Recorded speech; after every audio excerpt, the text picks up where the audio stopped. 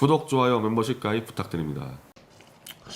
요즘 사실 제가 지금 문재인 얘기를 잘 안 하는데 지금 문재인 쪽이 굉장히 지금 위험하게 가고 있거든요. 근데 다만 제가 있는 포지션이 이 보수 쪽에 있다 보니까 문재인이 무너지면 뭐 하겠어요. 보수 여기를 다시 잡아놓지 않으면은 문재인보다 더 형편없는 자들이 권력 잡으면은 어차피 나라 망하는데. 그래서 제가 이쪽 움직임, 이쪽의 이 야당이나 보수 쪽 움직임을 얘기해서 그렇지 사실 이 지금 문재인 쪽도 지금 이거 엉망진창입니다. 엉망진창이에요. 그러니까 좌우할 것 없이 사기 탄핵으로 거짓의 산을 쌓아놓은 자들이 산이 무너지면서 지금 다 깔려 죽는 형국이에요.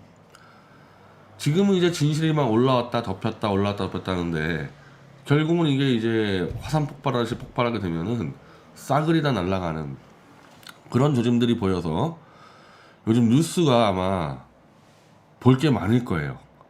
하도 희한한 작태들을 많이 벌이니까. 근데 그 중에서 지금 최대 지금 문재인이 걸고 있는 도박이 이게 이제 오늘 제가 조대현 씨하고 1호서울 TV를 마치고 이제 내려오는데 엘리베이터에서 이제 뉴스가 나와요. 1호서울 TV에는 최초로 방역에 대해서 그 문재인이 잘난 척해온 K방역대에서 문재인이 방역을 못했다. 이게 한 45%, 잘했다 40%, 못했다가 오늘 처음으로 넘겼다는 거예요. 문재인이 지금 방역에 실패하고 있다를. 지금 그 중에서 지금 제일 문제가 백신 문제 아닙니까? 지금 백신을 못 구해가지고 이제 중국산 뭐 러시아산 그거 다 들고 온다는데 러시아산 들고 와가지고 그거 맞을 사람 있겠어요 그거? 한국에서 뭐 기본적으로 러시아는 소련의 이미지가 있는데 그리고 뭐 러시아산이 사실은 한국에서 뭐 많이 쓰이는 것도 아니고 차라리 중국산 그러면은 뭐 싸게 많이 먹는 뭐 그렇게라도 인식이나 있지. 근데 자꾸 이렇게 막 러시아산 가져온다는 얘기는 미국으로부터 이른바 안전한 백신 수급이 실패했다. 그걸 자인하는 거 아니겠습니까? 그러니까 문재인이 어제 뉴욕타임즈 인터뷰를 하는데 야 이자가 미쳤나 이게 될 정도로 미국에 대고 감히 문재인 따위가 중국과 손잡고 친하게 지내라 세계 평화를 위해서 저런 거는 한참 미국이 볼 땐 저거 한참 아래잖아요. 한참 아래 국력 자체가. 그리고 미국이 볼 때 저거는 신뢰할 수 없는 자잖아요. 이게 바이든이고 트럼프고도 마찬가지인데 그런 인간이 지금 미국의 최대 이 국제외교 현안인 중국 문제에 대해서 미국과 중국은 손잡아라. 얼마나 가짜겠어요. 얼마나 가짜겠어 저거는. 근데 이제 그런 상황에서 문재인이 이제 백신 구하려고 이제 쫄래쫄래 이제 물병 하나 들고 미국에 가는데 아니 미국이 백신을 왜 줍니까? 왜 줘요? 간단하잖아요. 미국이 이미 발표한 내용이 인접국가 캐나다, 멕시코 그리고 미국의 최고 동맹 국가들 이른바 파이브 아이즈라고 얘기해요. 영국, 뭐 뉴질랜드, 호주 그리고 일본까지 뭐 그렇게 하지 않겠습니까? 그 문제는 이제 쫄래쫄래 갔다가 백신을 못 구하고 오면은 여기다가 말을 해야 되니까 이 개돼지들에게. 그래서 지금 문재인이가 조금씩 반미 감정을 지금 선동한다 이런 얘기들이 나와요. 반미 감정 선동한다. 오늘도 이 정세균이가 미국이 깡패짓 하겠냐 막 이런 말들이 나오는데 미국 기업이나 미국 국가가 백신 주기 싫으면 안 주는 거죠. 이미 살 사람 천진데. 근데 백신 안 주면 너희 깡패야? 미국 국가? 자꾸 이 미국을 자극하는 발언을 해서 어차피 백신 못 받을 거니까 못 받아오면은 이 미제 양키들이 우리 민족을 다 죽이고 있다. 이렇게 하겠다? 지금 문재인이가? 설마 하는데 지금 문재인은 워낙 탈출구가 없어서 글쎄 그 쫄보 문재인이 그럴지 모르겠는데 하여튼 지금 흐름은 그렇게 하고 있어요. 흐름은 반미로 한번 돌파해 보겠다. 반미로. 글쎄 하여튼 뭐 그렇게 되면 이제 문재인의 이제 재선날 낼 텐데 그것도 얼마 안 남았죠. 문재인이 뭐 5월 말에 간다 미국에.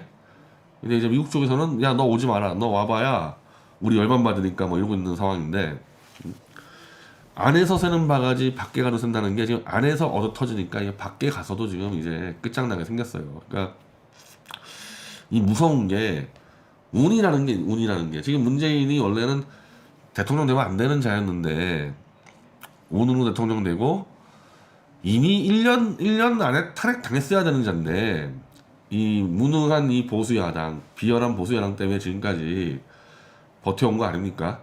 그 운이 다 끝났잖아요. 이제 이러면 남은 거는 이제 사기친 거, 거짓말한 거, 범죄 저지른 거, 이제 이에 대한 모든 심판을 받게 돼 있어가지고 문재인은 뭐 1년차 때부터 만들 얘기했지만은 역대 대한민국 대통령 중에서 가장 비참하게 죽을 대통령이 될 것 같습니다.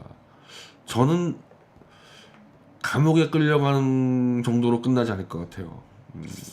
이 죄과라든지 죄과를 받아들이는 본인의 태도로 볼 때, 아 진짜 저는 이 길거리 가다가 그냥 돌 맞아 죽을 것 같은 생각 많이 들어요. 문재인이죠. 그것도 우리 같은 보수가 아니라 친문 금붕어들한테.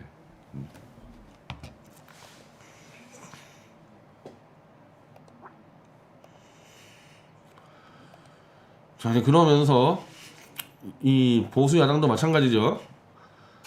뭐 문재인하고 다를 바 없습니다. 여기도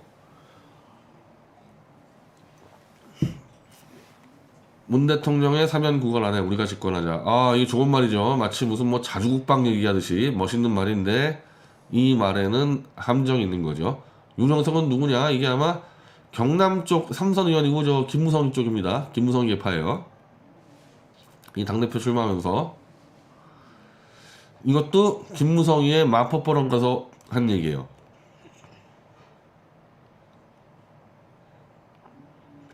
먼저 당대표가 되면은 5.18 민주화 무역 참배를 정례화하겠다. 그리고 당 소속 의원 및 당협위원장 전체가 가서 참배를 하겠다.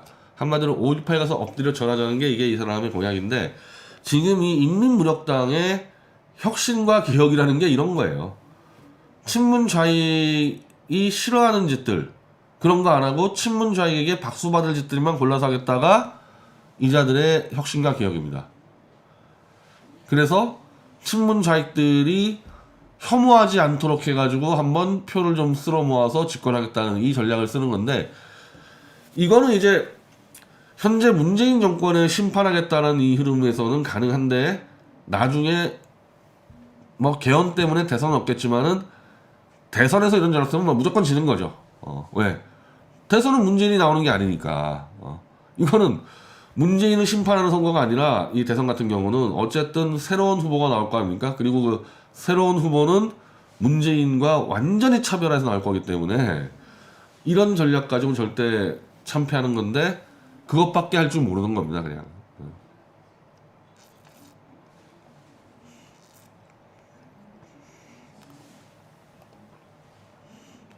그리고 당연히 김무성 계파답게 제왕적 대통령제를 견제 강화를 하는 내용의 원포인트 개헌 추진하겠다. 그러니까 이자들이 지금 내각제란 말을 안 쓰잖아요. 내각제란 말을 안 써요. 대통령제를 견제한다. 내각제인데 내각제란 말은 절대 안 쓸 겁니다 아마. 대통령제 자체를 견제 강화하려면은 개헌할 필요 없어요. 그냥 지금만 가지고도 할 수 있어요.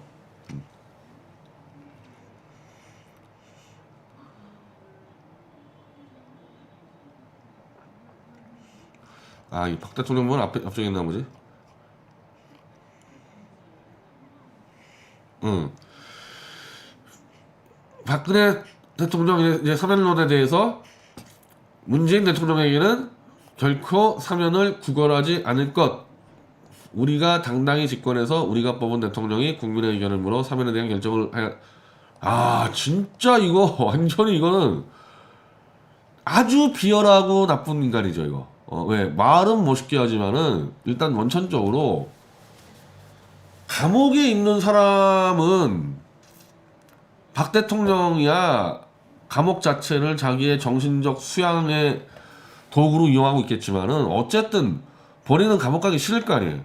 그럼 감옥에 있는 사람을 생각하면은 하루라도 빨리 빼야 된다고 얘기를 해야 되는데 다음 대통령이 자, 우리가 집권해서 우리가 뽑은 대통령이 그것도 국민의 의견을 물어서 사면한다는 얘기는 일단 최소한 대선에 내년 3월이잖아요. 그리고 취임이 5월이잖아요. 의견까지 물으려면 8월. 1년 4개월까지는 박근혜 대통령, 이명박 대통령 당신들 더 감옥에 살아.